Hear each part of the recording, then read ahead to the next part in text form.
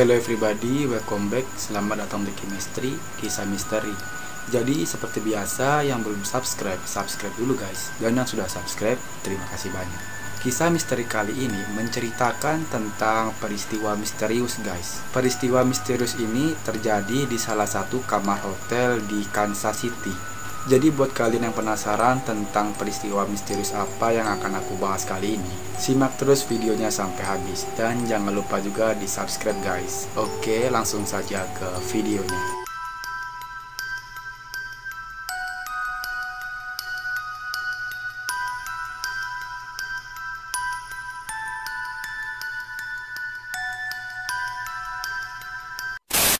Kasus tindakan kriminal memang kerap terjadi di belahan dunia guys. Mulai dari kasus kriminal yang biasa sampai pada kasus besar yang terkadang menyulitkan pihak petugas kepolisian guys.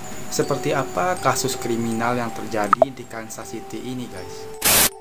Missouri yang melibatkan korban misterius yang bernama Roland T. Owen pada tahun 1935. Berita tentang Ronald T. Owen memang sempat menghebohkan serta mengundang rasa penasaran orang-orang.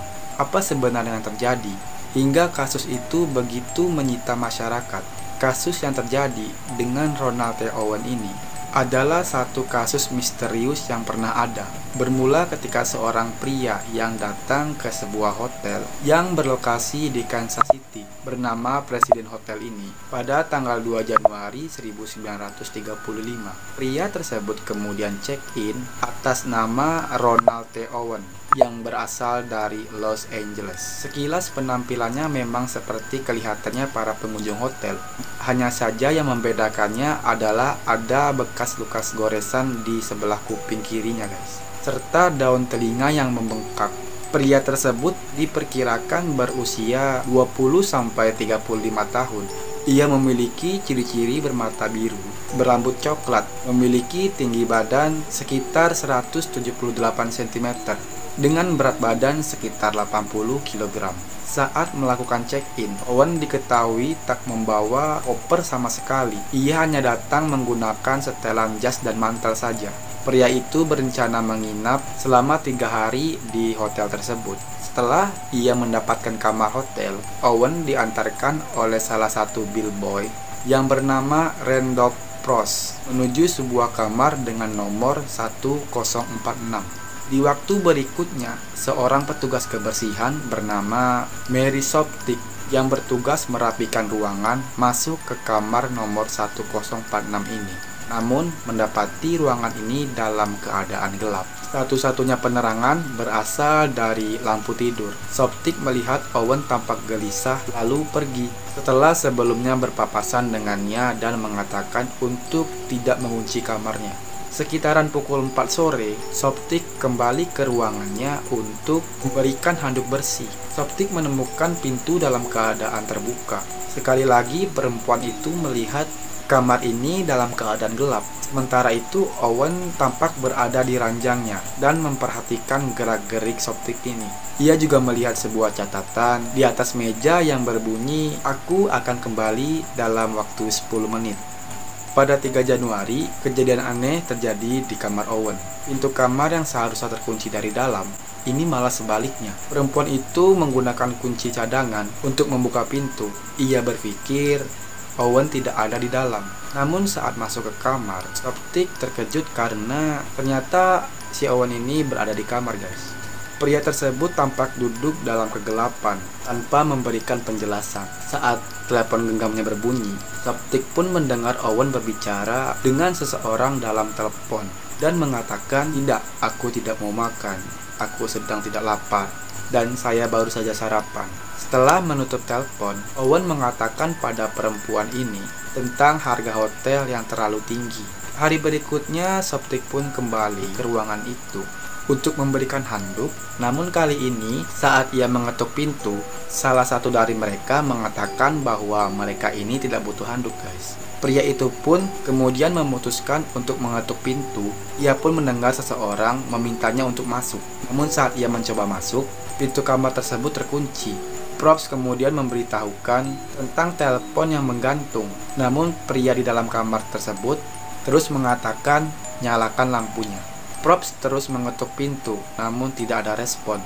Ia mengira pria itu sedang mabuk. Akhirnya Probst pun keluar dari kamar itu dan kembali ke lobi untuk melaporkan hal tersebut. Sekitar pukul 8.30 pagi yang sama, Harold Peak menuju kamar 1046 untuk mengingatkan perihal telepon yang masih menggantung. Sama seperti Probst, ia pun tidak mendapatkan respon. Peak pun berinisiatif untuk membuka pintu kamar dengan kunci cadangan dan melihat kamar dalam keadaan gelap. Sementara Owen terlihat terbaring di atas kasurnya, guys. Saat Peak menyadari bahwa tangan pria itu terluka, ia kemudian menyalakan lampu dan melihat pria tersebut dalam keadaan luka parah.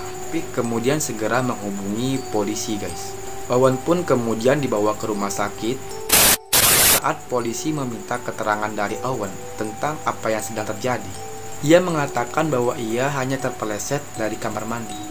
Ia mengatakan tidak ada seseorang selain dirinya di dalam kamar itu, guys. Namun hal tersebut sangat mencurigakan bagi para petugas polisi ini, mengingat luka yang ada pada tangannya ini pun didapatkan akibat penganiayaan yang dilakukan selama berjam-jam.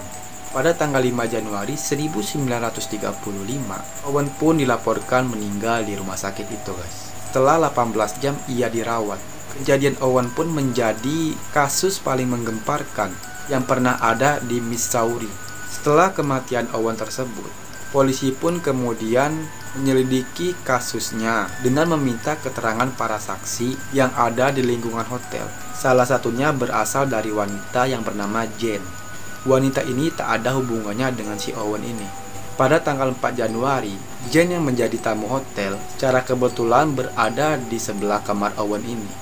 Ia memberitahu polisi bahwa dirinya sempat mendengar pertengkaran antara seorang pria dan wanita di kamar 1406 ini. Selain itu, polisi juga menyelidiki hotel di mana Owen menginap sebelumnya. Namun nama Ronald T. Owen ini tidak ditemukan di sana. Kepolisian pun akhirnya membuat sketsa wajah dan menyebarkan pada masyarakat. Saat pihak polisi menanyakan tentang pria yang ada di dalam sketsa itu kepada pihak-pihak hotel akhirnya mengenali dan mengatakan bahwa pria itu pernah menginap di sana. Hanya saja nama pria itu bukan Roland T. Owen, tetapi bernama Eugene Scott. Pihak polisi pun mulai berasumsi bahwa kasus Owen ini bukanlah kasus biasa, guys. Setelah mengetahui identitas lain yang dipakai Owen ini. Kematian Owen ini memang menjadi pekerjaan rumah bagi pihak kepolisian ini. Siapakah Roland T. Owen sesungguhnya, guys? Hal ini masih menjadi bahan penyelidikan, mengingat sebuah petunjuk yang baru berupa ada kiriman sejumlah uang untuk pemakaman Owen pada pihak pemakaman dengan menyertakan sebuah kartu bertuliskan cinta selamanya. Hal itu menambah rumit kasus kematian Roland T. Owen ini. Setahun berikutnya, sebuah informasi pun datang dari seorang wanita yang bernama Eleanor Ogletree. Dia adalah saudarinya si Owen ini, guys. Dia saat itu sedang membaca majalah bernama American Weekly. Saat melihat foto Owen dimuat dalam kasus pembunuhan, Eleanor mengatakan bahwa ia sudah tidak bertemu dengan Owen sejak keputusannya meninggalkan Birmingham, Alabama pada tahun 1934. Ruby, sang ibu, mengatakan bahwa ia mendapatkan surat dan itu diperkirakan setelah kematian Owen. Isinya sebuah kabar bahwa Owen sedang berada dalam perjalanan ke Eropa. Beberapa kemudian seseorang menelepon dan mengaku bernama Jordan. Pria itu mengatakan bahwa Artemus telah menolongnya selama di Mesir dan mengatakan bahwa Artemus telah menikahi wanita berasal dari Kairo. Hal tersebut malah membuat kecurigaan sang ibu. Saat polisi menunjukkan foto Artemus, Ruby pun membenarkan bahwa itu adalah anaknya yang berumur 17 tahun. Misteri tentang Ronald T. Owen akhirnya pun terungkap. Namun misteri tentang kematiannya masih menjadi tanda tanya, guys. Mungkinkah Owen ini adalah mata-mata rahasia? Siapakah Don dan Louis sebenarnya? Pertanyaan-pertanyaan tersebut masih menjadi misteri. Dan itulah misteri tentang Roland T. Owen. pria misterius yang mempunyai banyak identitas. Terima kasih udah klik video ini dan sampai jumpa di kisah misteri berikutnya. See you next video.